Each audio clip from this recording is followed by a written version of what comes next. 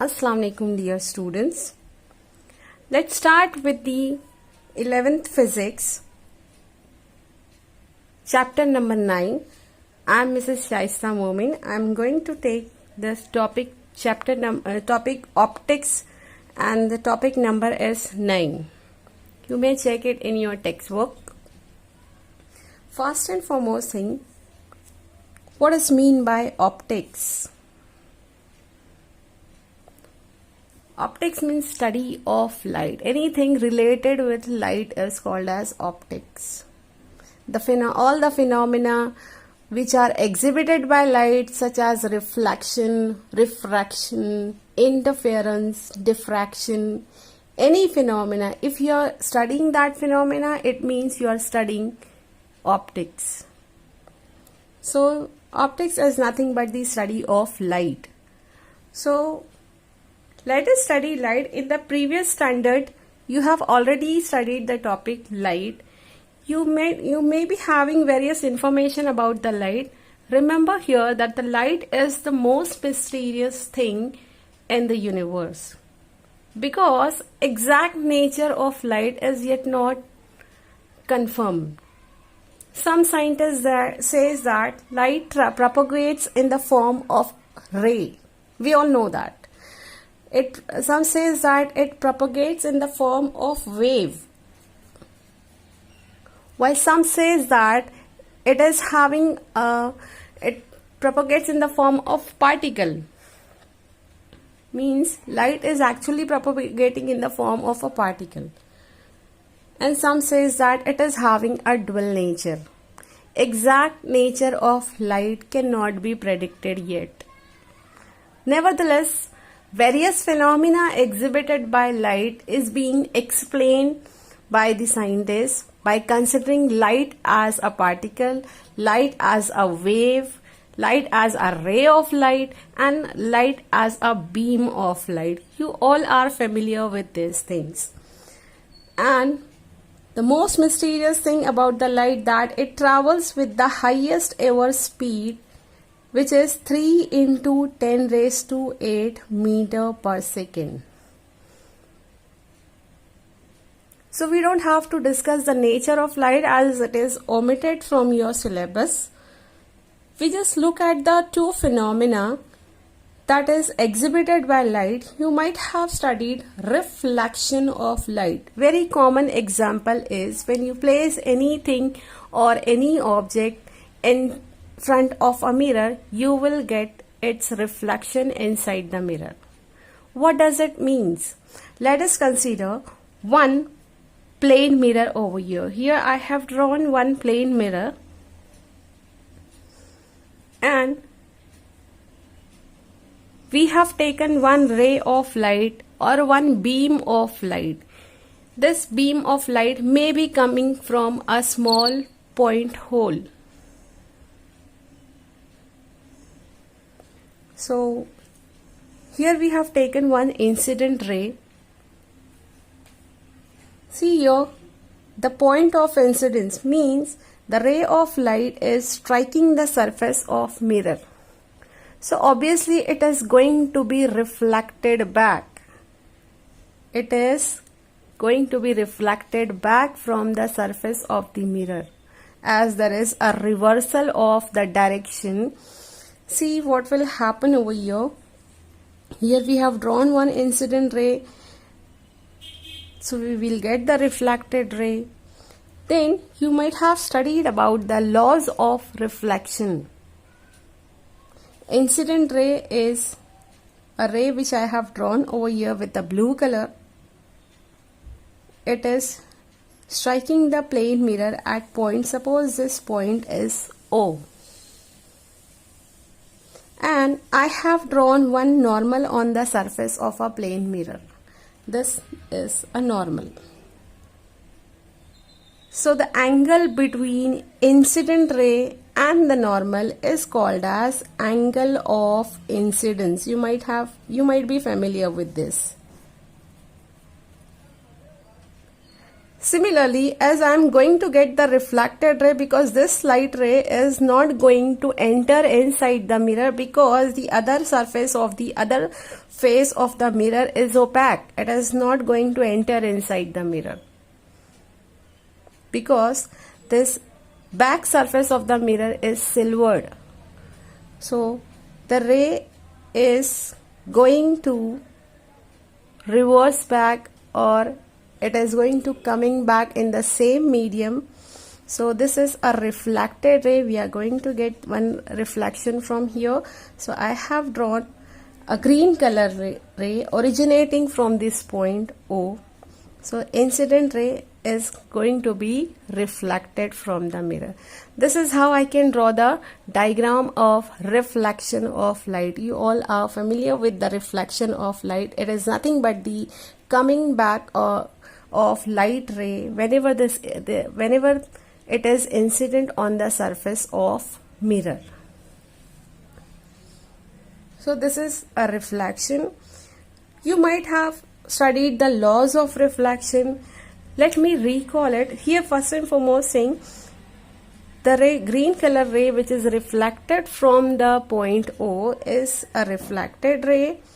It is making a certain angle with the normal. This angle is called as angle of reflection.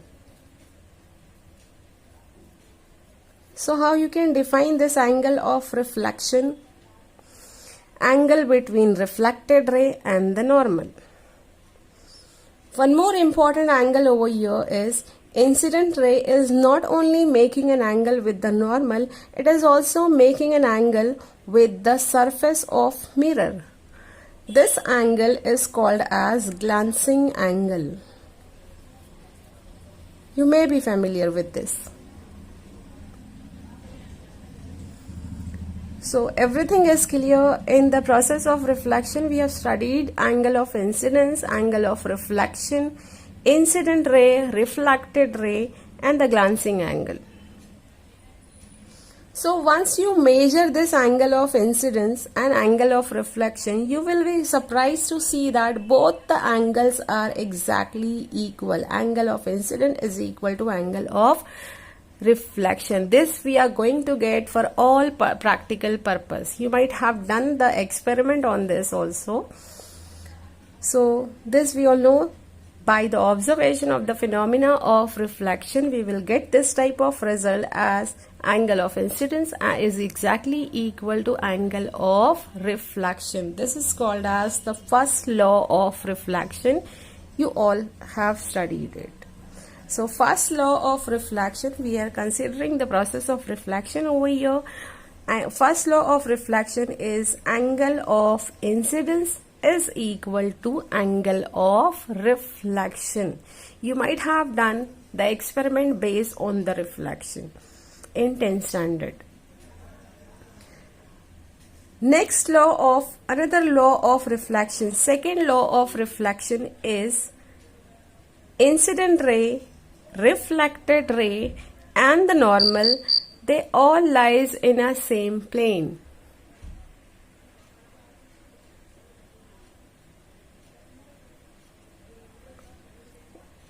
So incident ray, reflected ray and normal, they all lies in a same plane.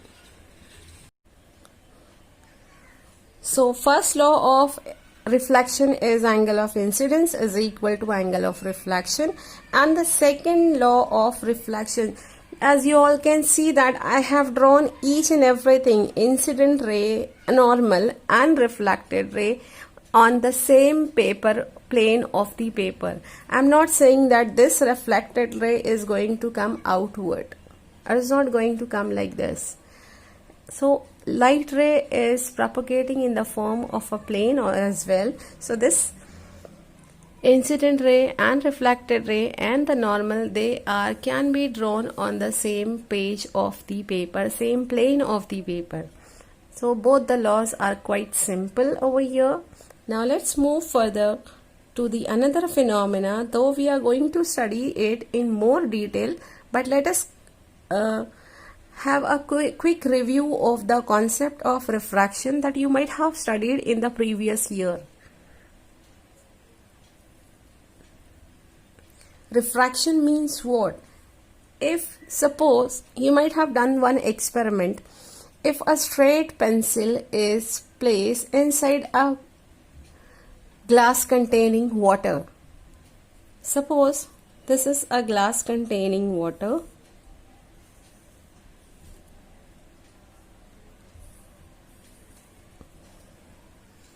this glass containing water, and what I will do, I will take one pencil, and that pencil is, suppose it is dipped inside this glass. Suppose it is a surface of water inside the glass. Water is a denser medium. You might be familiar with the rarer medium and denser medium. If not, then we are going to study it. You might have done this experiment. If a glass of water, if a glass containing water is taken, now if I take one straight pencil, suppose this is a straight pencil. Now what I will do, I will dip it inside a glass containing water. Then what would be my observation? I will see that upper part of the pencil will remain straight, but lower part of the pencil, which is inside the water, it is slightly tilted from its position, and that straight pencil will appear to me. It will appear broken to me. This straight pencil will appear broken to me. What does it mean? The pencil is broken inside the water? No, it is nothing like that. It means that whenever light ray travels from one medium to another medium, here the medium in which the light is propagating is air, and it is passing from air to water.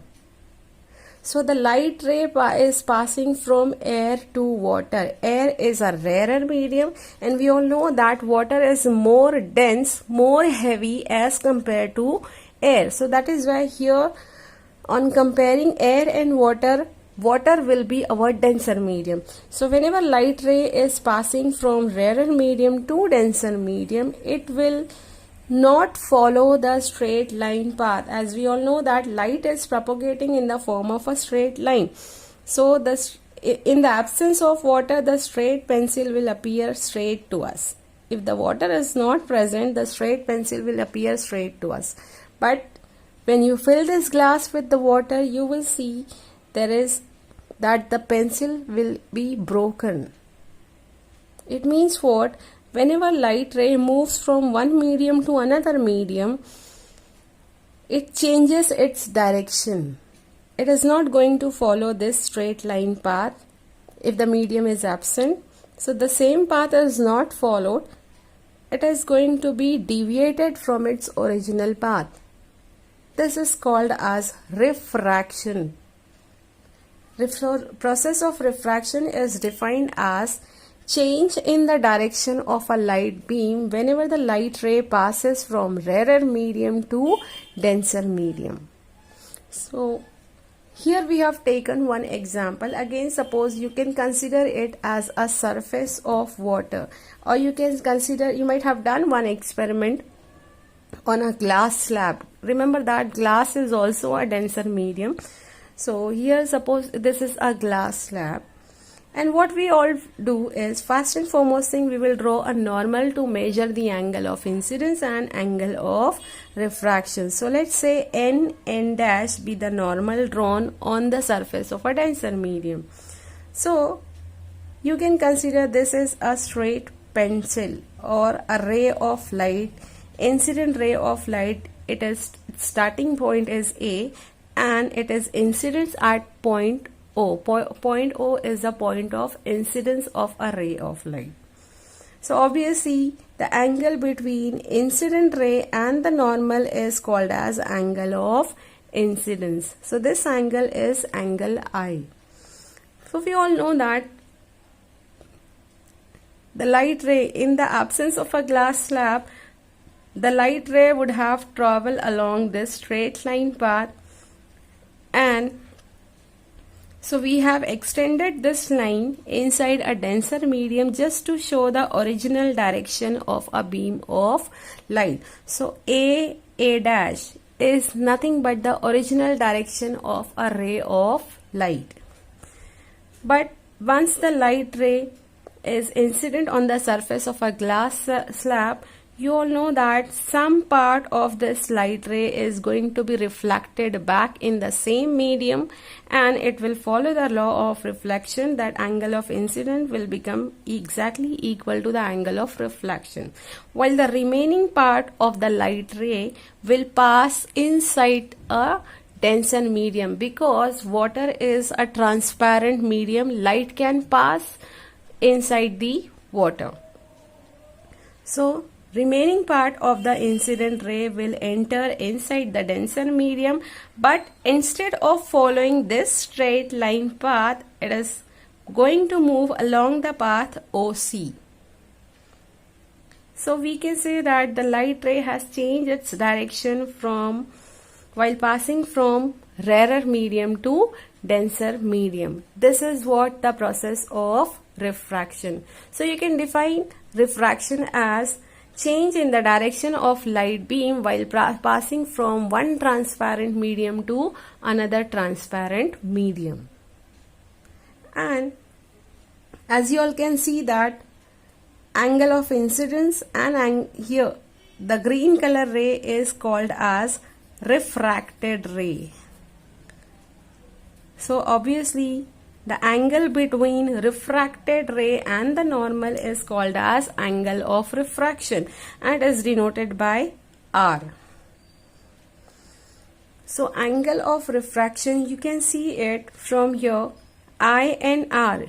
When light ray passes from rarer medium to denser medium, angle R, angle of refraction, is always less than the angle of incidence. Angle of refraction will always be less than the angle of incidence. So let us discuss the laws of refraction. First law of refraction is, see the incident ray, see the refracted ray, and see the normal over here. All this can be drawn on one plane of the paper. I'm not saying that the refracted ray would come outward. It cannot be drawn like this, and it is not going to follow this path, as it is not going to come outside the paper. So incident ray, refracted ray and normal, they all lies in the same plane. It is same as the law of refraction. But here you can say that angle of incidence and angle of refraction both are on the opposite side of the normal, as the angle of incidence is on the left side of the normal while the angle of refraction is on the right side of the normal. So angle of incidence, angle of refraction and normal, they all lies in a same plane. So first law is very simple. It is same as of reflection. Now the second law is very important. We are going to study this law in a more detail, called as Snell's law. You all have studied it in a previous standard. Suppose you have done this experiment for various number of angle of incidence. So for various values of I, you are going to get the various values of angle of refraction. Different values of I is going to give rise different values of R. So when the value of sine of the, so take all sine of angle of incidence and then find out the sine of angle of refraction. Find out sine I and sine R. Then after that find out the value sine I upon sine R. You will get one number. For suppose this is a glass slab. So for this glass slab you are going to get this number as 1.5. Then what you will do is, first value of angle of incidence was chosen. Now take the second value of angle of incidence. Suppose the second value of angle of incidence that you have taken, as I told you that you are repeating this experiment. So second value of angle of incidence is taken, you will get another second value of angle of refraction. What you all do is find out this ratio again, sin I upon sin r. You will, in the second attempt, you will be surprised to see that again the ratio is 1.5. Though value of I is different, value of R is different. What does it means? If you are not satisfied with the result, then repeat the procedure for the third reading. For the third value of angle of incidence, repeat the same procedure, find out take the different value of angle of incidence. Third time, you will get the different value of angle of refraction. Again, what you all do is find out this ratio sin I upon sin r. Again, you will be getting 1.5. So on each and every attempt for different values of r and different values of I, you are getting the same ratio. Sin I upon sin r is same for all these values. What does it mean? On the basis of this observation, second law of refraction is formed, which is stated as this 1.5 number is a constant. So it is stated as the ratio of sine of the angle of incidence to that of the sine of the angle of refraction is constant. So this is what you have studied about the reflection and refraction. We are going to study the process of refraction in more detail, but after a few number of lectures. But these were the two concepts that you have already studied, and we have done the complete revision of the past standard. Now let's move further. Again, it is a revision of the past standard. Sign convention that we will have to use over here. In the previous standard, you might have studied about the lenses, curve mirror, and plane mirror. So you might have aware of the lenses. Here let us consider one lens over here, where P is the center of this lens. This P is called as optical center.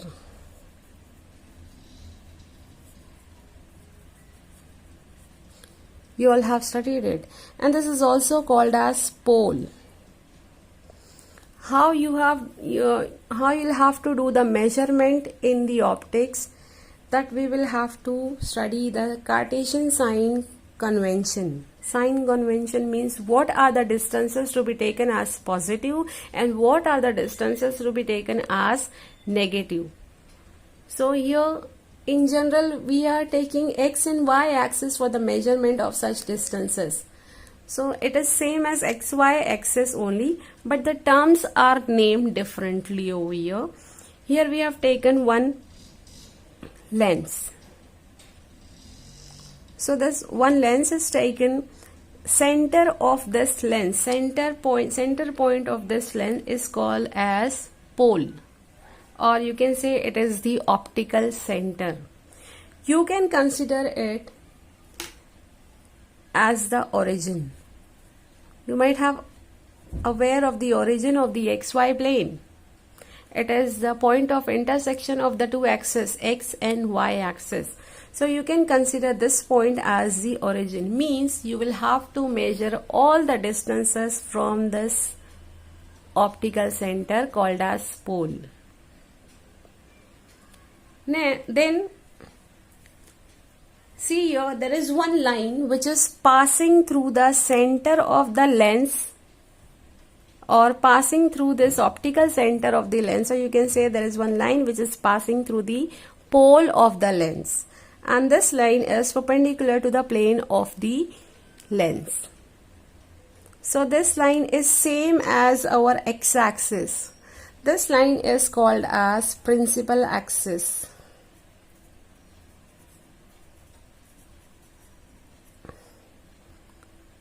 So x-axis is conventionally taken as principal axis over here.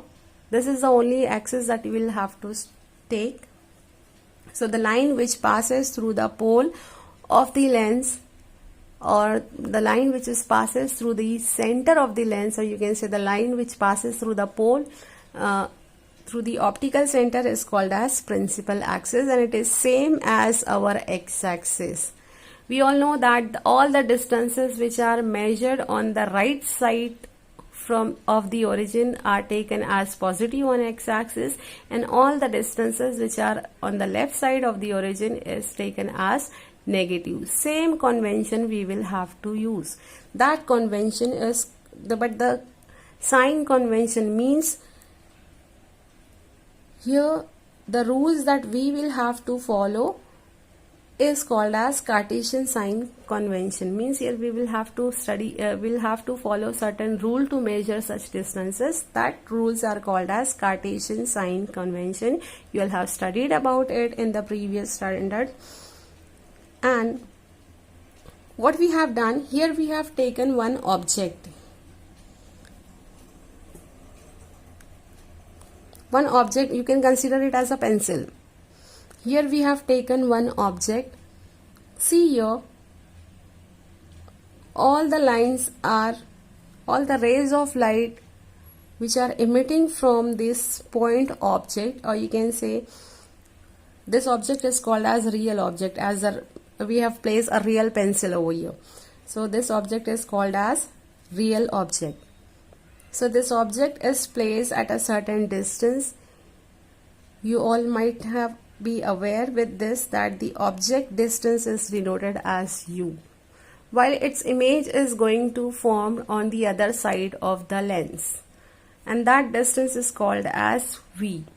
You'll have studied about it, as these light rays are going to converge to a certain point beyond the optical center, and that point, at this particular point, you are going to get the image. These are the things that you have already studied. So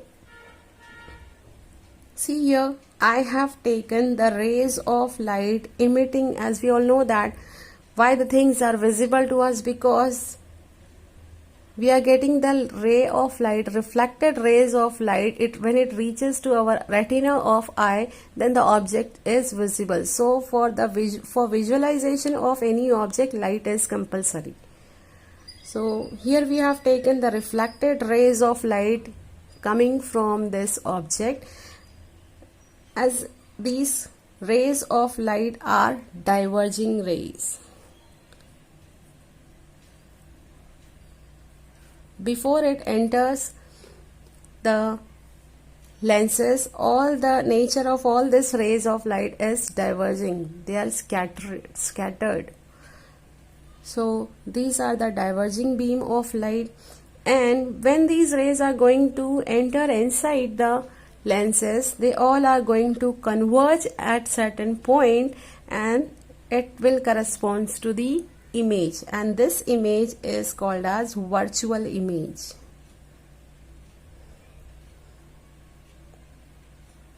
So why it is called as virtual image, you all are familiar with this. In the case of mirror, as we all know that there is one object, suppose this is a curved mirror.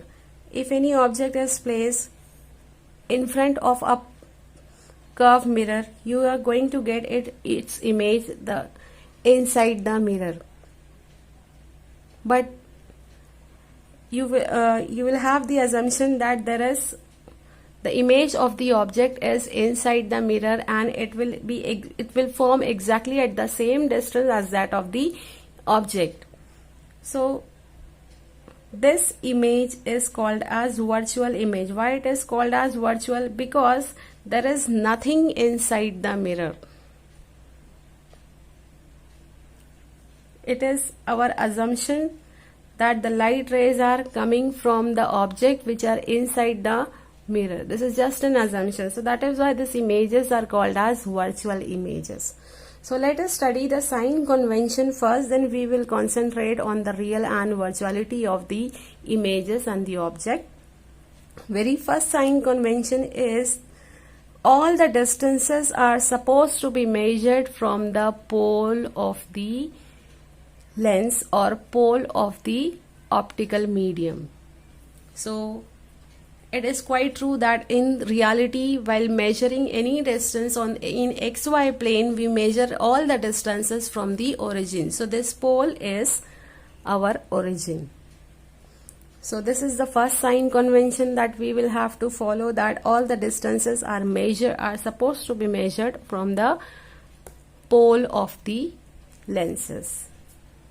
Now the second thing, all the diverging beams, all the diverging beams corresponds to the real object. And the rays of light that we are taking, incident rays of light, are always coming from left to right. All the rays of light are supposed to come from left to right.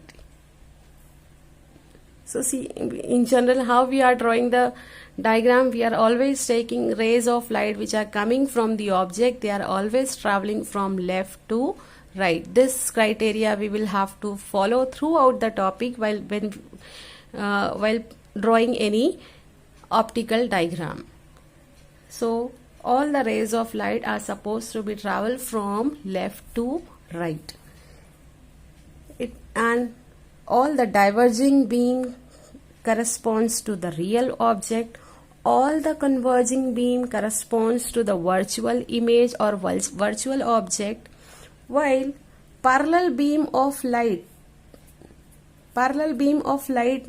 means the object, these light rays are coming from the object which are placed at infinity. Its distance is quite high. So whenever the light ray which are coming from the sun, we will always take parallel beam of light. So parallel beam of light, what does it indicate? It indicates that the source is placed at infinity. Diverging beam corresponds to the real object, converging beam corresponds to the virtual images, while parallel beam of light corresponds to the source or object placed at infinity. Then rest of the sign conventions are quite simple, that all the distances which are measured from on right of the optical center are taken as positive, just like our x-axis, and all the distances which are measured on the left side of the pole are supposed to be considered as negative. This is just our x-axis. Similarly, the distances which are measured on the upper side of the pole, just like our y-axis, all the distances which are measured on the upper side of the pole are taken as positive, while all the distances which are measured from the lower side of the pole are supposed to be considered as negative. It is same as our y-axis. So in this way we have completed our Cartesian sign convention. In the next video lecture we are going to study the process of reflection from plane mirror from a curved mirror. So let's stop here. Thank you.